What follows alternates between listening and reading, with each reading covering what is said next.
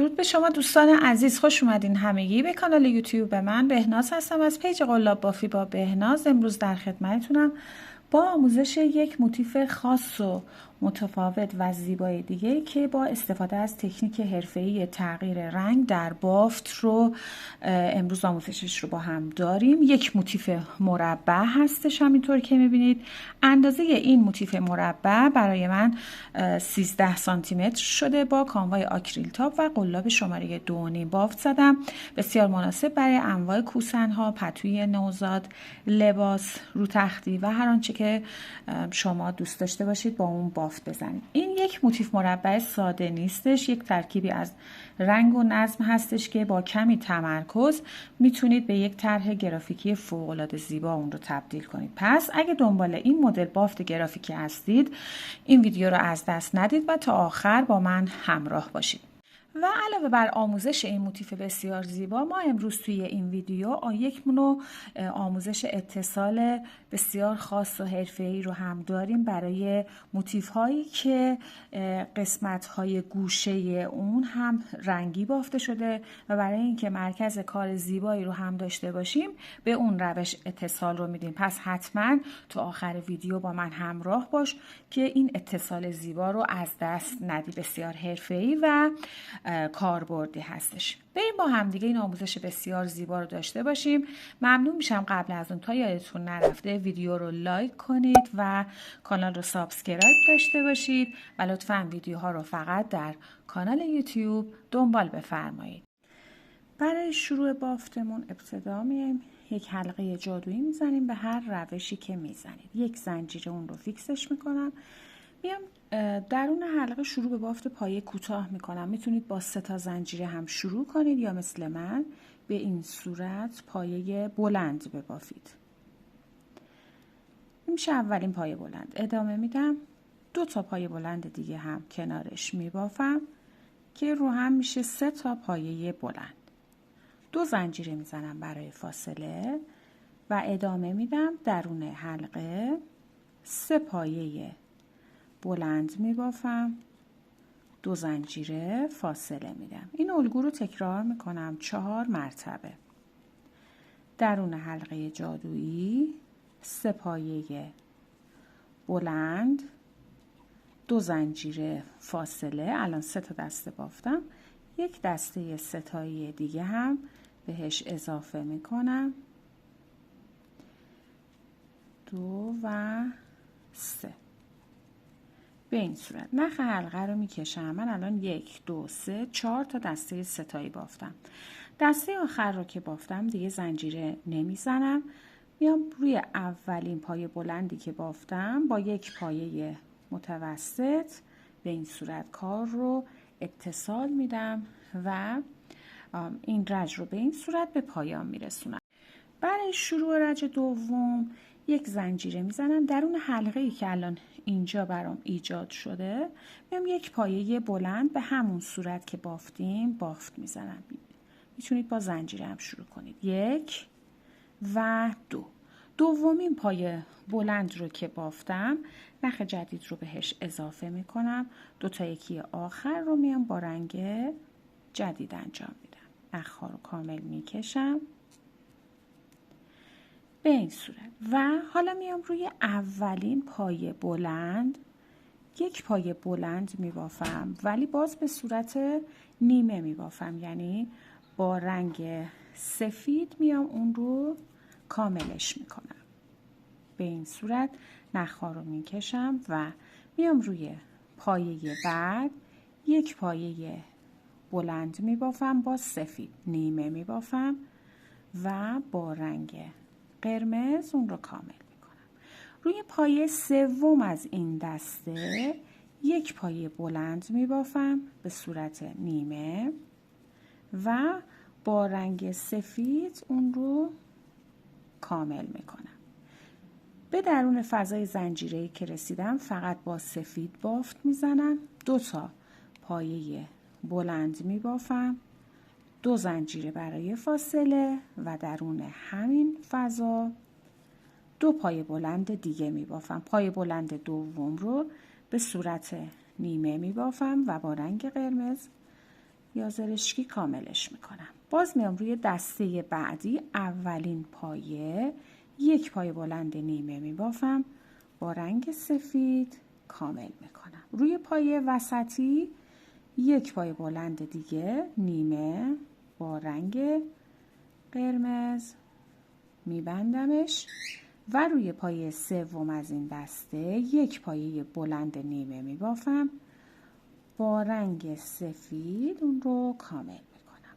میرسم به فضای زنجیره‌ای گوشه، ادامه میدم بافت رو با بافت گوشه هست این قسمت که 2 تا پایه بلند میبافم، کامل سفید هست گوشه، 2 زنجیره برای فاصله میزنم و همونجا 2 تا پایه بلند میبافم که پایه بلند دوم رو با رنگ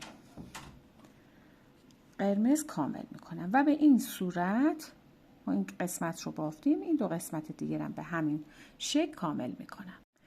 به آخر رج که رسیدم نخ رو تعویض رنگ انجام دادم با سفید درون اولین فضای زنجیره‌ای که ابتدای رج نصفه بافته بودیم 2 تا پایه بلند هم اینجا میبافم.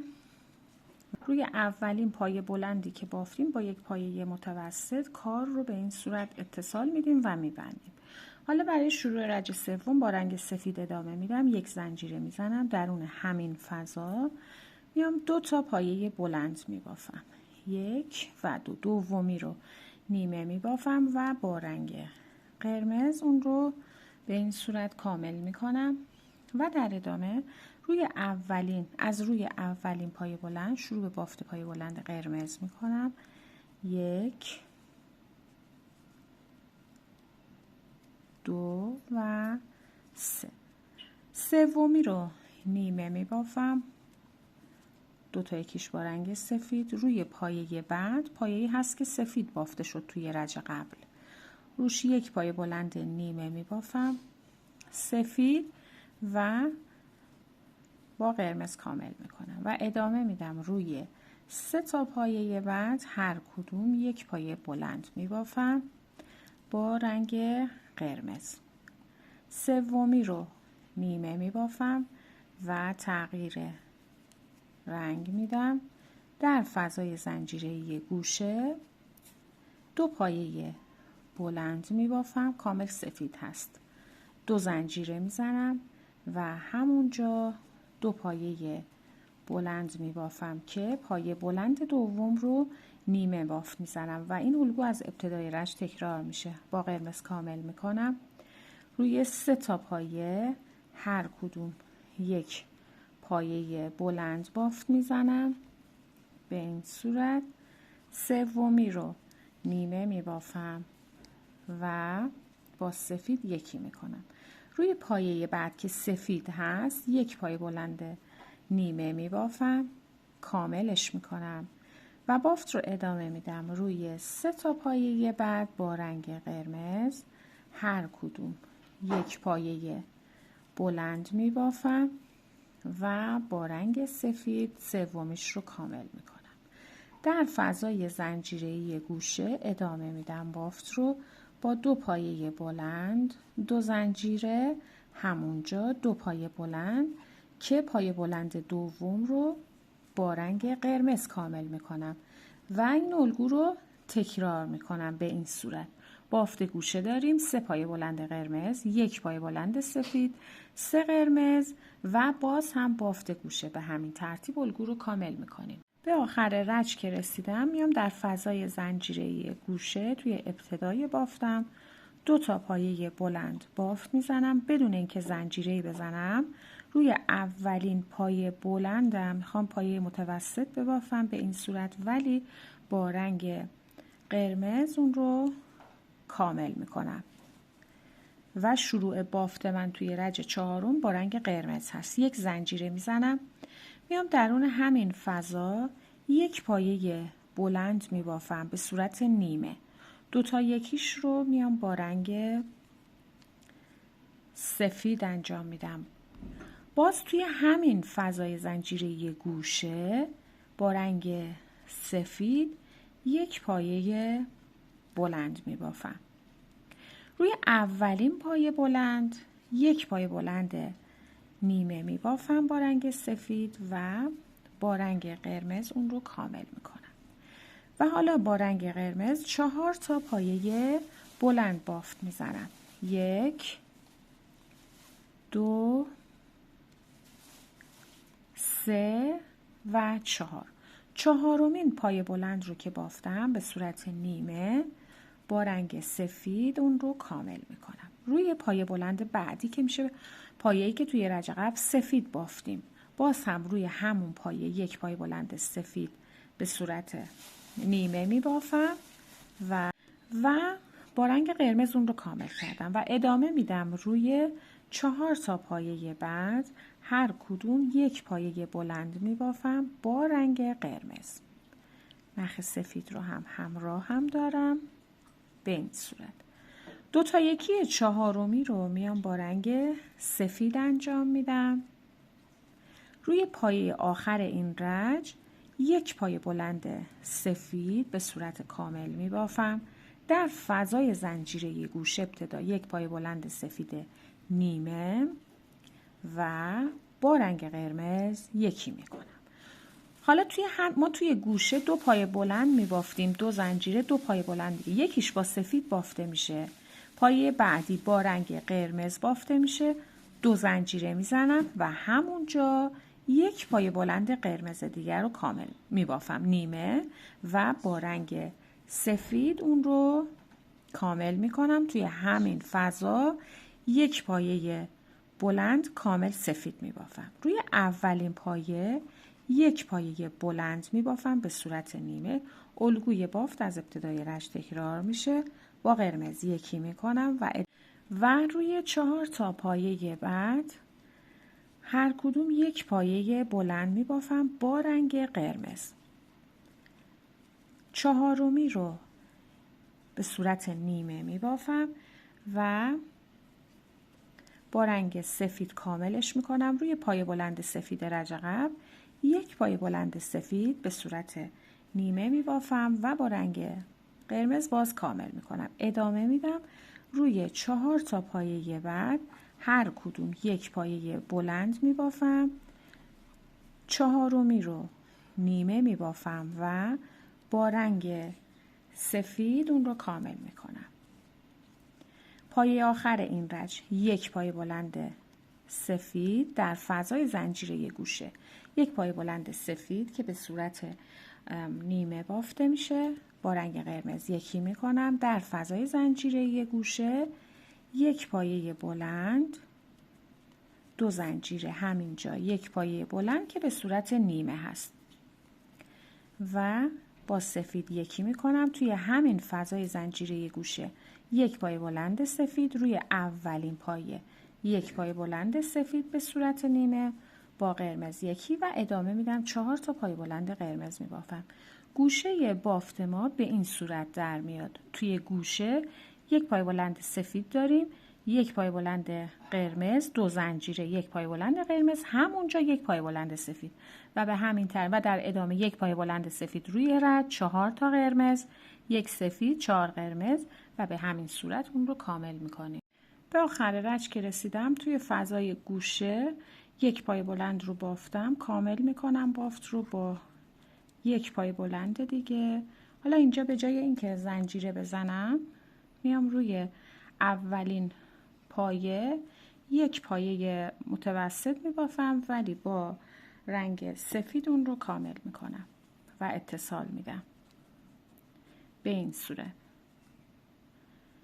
میشه پایان رج چهارم. برای شروع رج پنجم یک زنجیره میزنم با رنگ سفید، بافت رو ادامه میدم، میام توی همین فضا یک پایه بلند میبافم با رنگ سفید ولی نیمه میبافم با رنگ قرمز اون رو کامل میکنم و با همین رنگ توی فضای گوشه یک پایه بلند میبافم.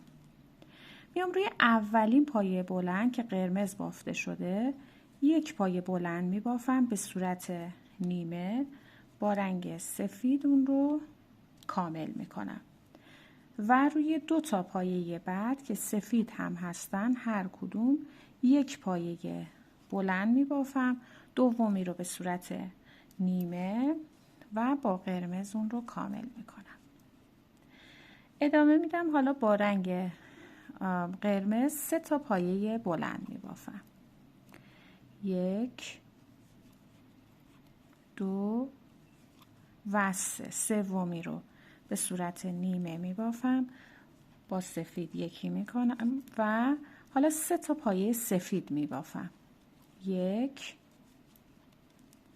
2 و 3. سومی نیمه بافته میشه، با رنگ قرمز کامل میکنم و ادامه میدم. 3 تا پایه بلند با رنگ قرمز میبافم. 1 2 و 3. سومی رو نیمه بافت میزنم، با سفید کامل میکنم. 2 تا پایه بلند سفید میبافم.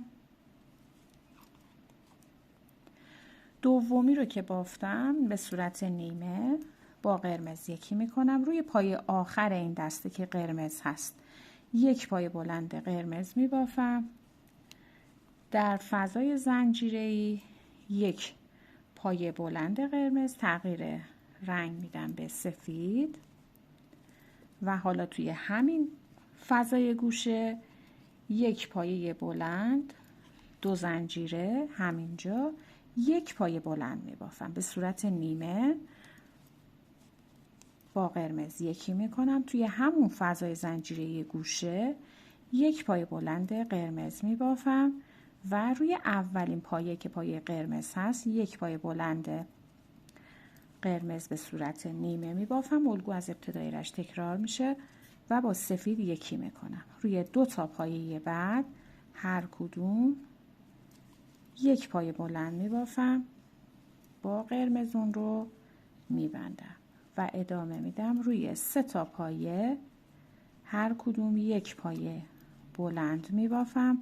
سومی رو نیمه با سفید یکی میکنم و حالا 3 تا پایه سفید میبافم که دومیش روی پایه بلندی هست که سفید بافته شد توی رج قبل. 2 و 3. سومی با قرمز کامل میشه. 3 پایه بلند قرمز حالا بافت میزنیم و به همین صورت الگو رو ادامه میدیم. 2 و 3. سومی نیمه بافته میشه. پایه بعد 1 پایه بلند، بعدی 1 پایه بلند که نیمه، با قرمز میبندیمش. روی آخرین پایه بلند قرمز این رج 1 پایه بلند میبافم. درون فضای زنجیره 1 پایه بلند نیمه با سفید یکی میکنم. در فضای گوشه 1 پایه بلند 2 زنجیره همونجا 1 پایه بلند سفید که نیمه بافتیم و با قرمز یکی میکنم. توی همون فضای زنجیره‌ای 1 پایه بلند قرمز میبافم. روی اولین پایه 1 پایه بلند قرمز نیمه با سفید یکی میکنم و به همین صورت این الگو رو تکرار میکنم. این قسمت گوشه کار هست و به همین ترتیب ادامه میدم. به آخر رج که رسیدیم توی فضای زنجیره ابتدای گوشه 1 پایه بلند قرمز نیمه میبافیم، با سفید اون رو یکی میکنیم همونجا 1 پایه بلند و با رنگ سفید روی اولین پایه بلند 1 پایه متوسط میزنیم و اتصال میدیم. پایان رج 5 هست. برای رج 6 1 زنجیره میزنم، میام توی همین فضا 2 تا پایه بلند میبافم با رنگ سفید که دومی رو با رنگ قرمز کاملش میکنم به این صورت و از روی اولین پایه که سفید هست میام 4 تا پایه بلند میبافم با رنگ قرمز. 1 2 3 و 4. چهارمی رو که بافتم با رنگ سفید کاملش میکنم و حالا ادامه میدم. باید روی پایه ها 1 پایه بلند ببافم. در کل 11 تا پایه بلند میبافم تا به انتهای گوشه برسم. 1 انتهای این رج 2 3 4 5 6 7 8 9 10 و 11.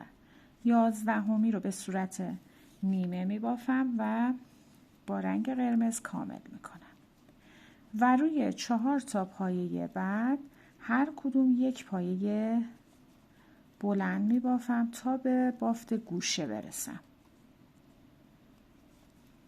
به این صورت با رنگ سفید اون رو کامل می کنم. میام درون فضای زنجیره‌ای گوشه 2 تا پایه بلند سفید می بافم. توی گوشه کامل سفید بافته میشه. 2 زنجیره میزنم و همونجا 2 تا پایه بلند سفید می بافم که دومیش نیمه بافته میشه. با قرمز کامل می کنم و روی 4 تا پایه هر کدوم یک پایه بلند می بافم با رنگ قرمز و از اون به بعد الگو رو تکرار می کنم. 4می نیمه بافته میشه، با رنگ سفید کاملش می کنم و از روی پایه بعد 11 تا پایه بلند رو تکرارش می کنم. میشه شکل گوشه بافتمون که به این ترتیب اون رو کامل می کنیم. به آخر رج که رسیدیم توی فضای گوشه 2 تا پای بلند رو می بافیم و روی اولین پای بلندی که بافتیم یک پایه متوسط می بافیم ولی با رنگ قرمز اون رو کامل می کنیم. حالا برای رج هفتم یک زنجیره می زنیم و درون همین فضا با رنگ قرمز یک پایه بلند می بافیم به صورت نیمه با قرمز که با سفید اون رو کاملش میکنیم و از روی اولین پایه بلند شروع به بافت پایه بلند میکنیم. روی هر کدوم از پایه ها یک پایه بلند بافت میزنیم تا برسیم به گوشه بافتمون با رنگ سفید. روی هر پایه یک پایه بلند تا به گوشه برسیم. خب به گوشه که رسیدم پایه آخر رو با رنگ قرمز کامل میکنم. در فضای زنجیره‌ای گوشه 2 پایه بلند میبافم، 2 زنجیره میزنم و همونجا 2 پایه بلند رو با قرمز کامل میکنم که آخریش رو در واقع با رنگ سفید میرم. خب این در صورتی هست، این الگو رو باید ادامه میدم. روی هر پایه یک پایه بلند سفید توی گوشه الگوی گوشه تکرار میشه. اگه بخواید تک ببافید به این صورت میرید. حالا من یه دونه، ولی وقتی بخوایم که موتیف هامون رو به هم اتصال بدیم برای اینکه این شکل گوشه رو کامل بتونیم حفظش کنیم، برای اتصال به تعدادی که موتیف میبافیم ابتدا یک موتیف رو به صورت کامل اون رو به این شکل بافت میزنیم، به این شکل گفته شده اون رو کامل میکنیم، ولی زمانی که میخوایم اتصال بدیم موتیفمون رو دیگه به این صورت بافت نمیزنیم. میایم توی گوشه بعد از اینکه 2 تا پایه بلند رو بافتم اینجا دیگه من زنجیره نمیزنم با رنگ قرمز. این در صورتی هست که میخوام الان اون رو اتصال بدم. 2 تا پایه بلند رو که با قرمز بافتم موتیف کامل رو میارم و توی فضای زنجیره‌ای یک پایش رو میگیرم، یک زنجیره رو به این صورت و اون رو با یک پایه کوتاه اتصال میدم به این شکل. و در ادامه حالا قلاب رو اینجا در میارم، میام روی اولین پایه بلند توی این قسمت قلاب رو به این صورت و روی اولین پایه بلندی که روی موتیف کامل بافته شده پایه قرمزش قلاب رو وارد حلقه میکنم و این حلقه رو میکشم میارم بیرون و در ادامه میام درون همین فضای زنجیره‌ای که بافت گوشه همچنان کامل هست یک پایه بلند میبافم، نخ رو آزاد میذارم، میام روی پایه بلند قرمز توی موتیف کامل قلاب رو وارد میکنم میکشم میارم بیرون و دوباره توی همین فضای گوشه یک پایه بلند میبافم، ولی با رنگ سفید میام اون رو کاملش میکنم. به این ترتیب این گوشه بافت رو من اتصال دادم به این صورت. و حالا در ادامه بافتم این نخ حلقه سفید رو به همین صورت ادامه میدم. میام روی اولین پایه بلندی که سفید بافته شده، نخ رو میکشم میارم بیرون و روی اولین پایه بلند سفید موتیف نیمه میام بافت رو ادامه میدم. یک پایه هم اتصال میدم، هم رج هفتم رو کامل میکنم. به این صورت قلاب رو در میارم. روی پایه بعد قلاب وارد میشه، حلقه رو میکشم میارم بیرون و میام روی پایه بعدی الگو رو ادامه میدم. همونطور که گفتم هم رج هفتم رو بافت میزنم، هم اتصال میدم. به این شکل این الگو رو ادامه میدیم تا رج رو به پایان برسونیم. یک پایه بلند رو موتیف کامل، حلقه رو در میاریم. یک روش اتصال بسیار زیبا که شما میتونید روی انواع موتیف ها این اتصال رو داشته باشید. حالا چون اینجا ما میخوایم رنگ بافت گوشه رو کامل داشته باشیم، پس حتما به این روش اتصال میدیم. خب به این صورت به این شکل این کار رو ادامه میدم، این الگوی اتصال رو، تا میام این قسمت گوشه برسم.